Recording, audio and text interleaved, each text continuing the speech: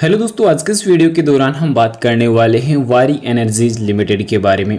जैसा कि दोस्तों मैंने आप लोगों को लास्ट एनालिसिस पर बताया था कि 52 सप्ताह के हाई जो है जल्द रिकॉर्ड बनते हुए नजर आ सकते हैं और आज के सेशन में वही देखने को मिल चुका है, क्योंकि आज के सेशन में 52 सप्ताह का जो रिकॉर्ड है इन्होंने ब्रेक कर दिया है और नई जो डेटा है वो यहाँ पे अपडेट हो चुका है और कंपनी का जो मार्केट कैप है वो भी 1 लाख करोड़ ऑलरेडी आज पहुंच चुका है। तो अब जो रिकॉर्ड पे रिकॉर्ड कंपनी ने बनाया है तो इस चीज का क्या इम्पैक्ट अभी देखने को मिला, क्योंकि आज के सेशन में मेन चीज का देखने को मिली लगभग 8% की जो रैली आपको देखने को नजर आई है वो काफी शानदार देखने को मिली है और इंट्राडे का जो हाई है वो भी काफी शानदार देखने को मिला है 3777 रुपए पर। यहाँ पे क्लोजिंग रही है 3752 रुपए पे। तो ये चीजें काफी बेहतरीन नजर आई है। पर इन सब चीजों को डिस्कस करने से पहले बता दूं, बाय सेल के लिए कोई रिकमेंडेशन नहीं रहेगी, जानकारी ओनली एजुकेशन पर्पज के लिए रहेगी। सबसे पहले यहाँ पे कंपनी का जो पिछले 5 सेशन का अगर रिटर्न अगर देखेंगे 18% का रिटर्न आपको नजर आएगा। 1 मंथ की अगर चेकआउट करें तो 20.5% का, यानी कि कंपनी ने बैक टू बैक जो रिटर्न देने का काम किया है वो काफी तगड़ा देखने को मिला है, क्योंकि यहीं से जो है कहीं ना कहीं कंपनी के रिटर्न्स की शुरुआत देखने को मिली है। अब यहाँ पे देख सकते हैं कि वारी एनर्जी का बाजार पूंजीकरण 1 लाख करोड़ रुपए के पार, शेयर 8% बढ़कर 52 सप्ताह के नए उस स्तर पर यहाँ पे पहुंच चुका है। तो हाल ही में मेन चीज क्या देखने को मिल रही है कि कंपनी में जो हमें लास्ट सेशन पर हम यहाँ पे जो डिस्कस कर रहे थे, लास्ट एनालिसिस में डिस्कस ये कर रहे थे कि कंपनी का जो 52 सप्ताह का जो हाई है वो इस वीक के अंत में देखने को मिल सकता है और यहाँ पे देखने को मिला कि आज इस वीक के अंत में वो सच में देखने को मिल भी चुका है। तो यहाँ पे चीजें कहीं ना कहीं बैक टू बैक जो है इसमें रिटर्न देखने को पॉजिटिव मिले हैं और इसी गतिविधि के चलते यहाँ पे बैक टू बैक जो यहाँ पे कंपनी का रिटर्न उछाल पे देखने को मिला। साथ ही साथ कंपनी के मार्केट कैप में भी काफी शानदार उछाल देखने को मिल चुका है, क्योंकि पहले जो देखने को मिला था कि बुधवार को शेयर बाजार पूंजीकरण 99,911 करोड़ था, जबकि आज 1,06,000 करोड़ पर यह पहुंच चुका है, जो काफी बेहतरीन देखने को नजर आया है। तो यही रीजन देखने को मिल रहा है कि कई निवेशकों का जो ट्रस्ट है कंपनी के ऊपर वापस बन चुका है, क्योंकि आज वारी एनर्जी नहीं और भी रिन्यूएबल सेक्टर में ग्रोथ नजर आई है, जिसमें NTPC green, premier energy, Adani green, ACME solar और यहाँ पे बैक टू बैक जो है आज इसी सेक्टर में काफी ज्यादा रिटर्न देखने को नजर आया है। तो यहाँ पे वारी एनर्जी की जो लगातार जो देखने को मिला कि 2 सितंबर को कंपनी ने कहा था कि उन्नत ट्रांसफॉर्मर समाधान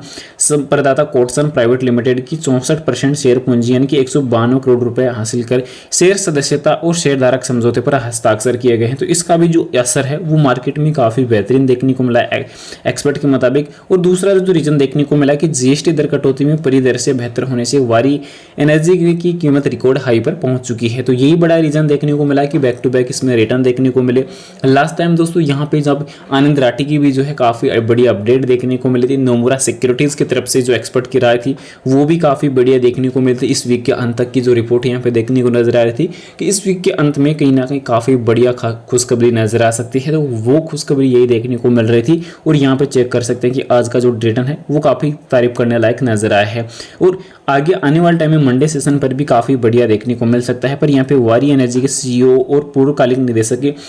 अमित पटेगर के अनुसार जीएसटी दर कटौती से मांग में उल्लेखनीय जो वृद्धि है और परियोजना में लागत कमी के कारण भारत के सौर उद्योग के परिदृश्य में आमूलचल परिवर्तन हो सकता है। इसी परियोजना की लागत के तहत यहाँ पे जो है काफी बढ़िया जो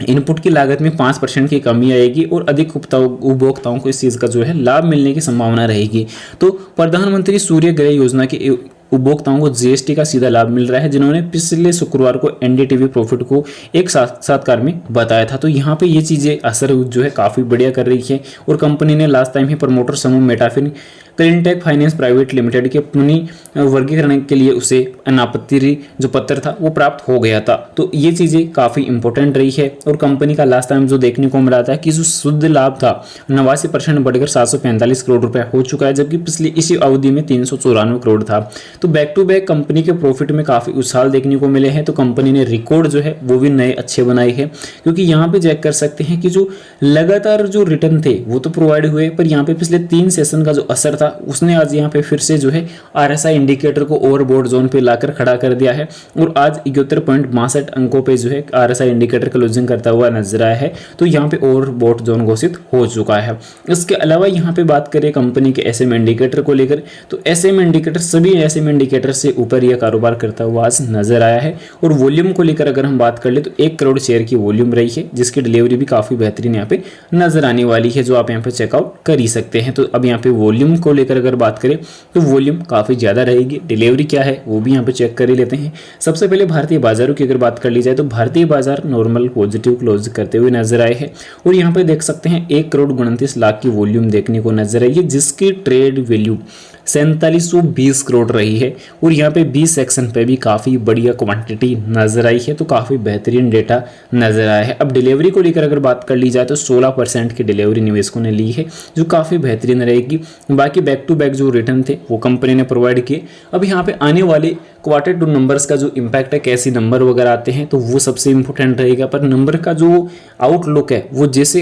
SSP कंपनी की निकल के आती है तो पता चल जाएगा, क्योंकि SSP में क्या शेयर होल्डर्स में क्या चेंजेस नजर आए, किस कैटेगरी का जो बदलाव है वो देखने को मिला है। तो इन्हीं की बदौलत जो है आने वाले टाइम में जल्दी ही जो चीज़ें हैं वो क्लियर विजिबल होती हुई नजर आएगी। अब यहाँ पे अगर बात करी जाए कंपनी के बैलेंस शीट में, तो मैंने आप लोग को पहले ही बताया था कि कंपनी अपनी बैलेंस शीट में तेजी से एक बड़ा सुधार कर रही है,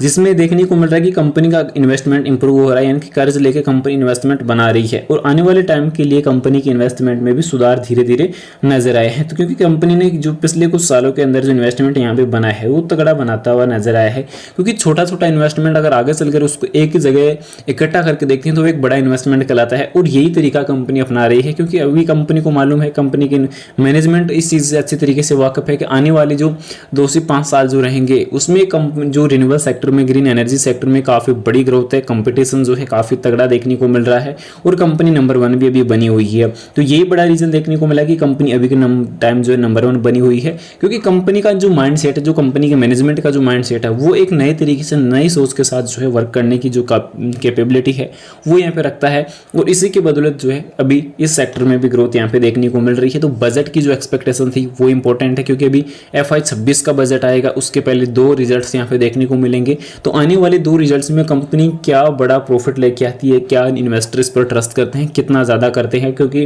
ट्रस्ट जो दिख रहा है वो जिस प्रकार अभी के टाइम रिटर्न वगैरह कंपनी के प्रोवाइड हो रहे हैं तो उस प्रकार तो दिख ही रहा है। अब कंपनी आने वाले रिजल्ट में डिविडेंड बोनस प्रोवाइड करती है या नहीं, ये सबसे बड़ा सवाल रहेगा, क्योंकि कंपनी ने प्रॉफिट जो है काफ़ी बढ़िया देने का काम किया, रिटर्न काफ़ी बढ़िया देने के काम किए हैं। क्योंकि कंपनी में 2 ही जो अभी वीक पॉइंट नजर आए कि कंपनी की बुक वैल्यू अभी के टाइम स्टॉक की जो बुक वैल्यू है वो 10.5 गुना नीचे कारोबार कर रही है। और यहाँ पे मेन चीज देखने को जो मिली है सबसे इंपॉर्टेंट वो ये है कि कंपनी को बारी बारी प्रॉफिट हुआ पर कंपनी ने डिविडेंड वगैरह प्रोवाइड नहीं किया। तो आने वाले रिजल्ट में क्या डिविडेंड वगैरह प्रोवाइड करती है कंपनी, ये सबसे बड़ा सवाल रहेगा। बात कर ली जाए कर्जे को लेकर, तो कंपनी का जो लास्ट रिजल्ट के दौरान 1200 करोड़ का कर्ज देखने को मिला था, पर अभी लेटेस्ट में कंपनी के ऊपर क्या ही कर्ज चल रहा होगा तो वो भी इंपॉर्टेंट रहने वाला है। तो कंपनी के कर्ज वगैरह का भी जो डेटा है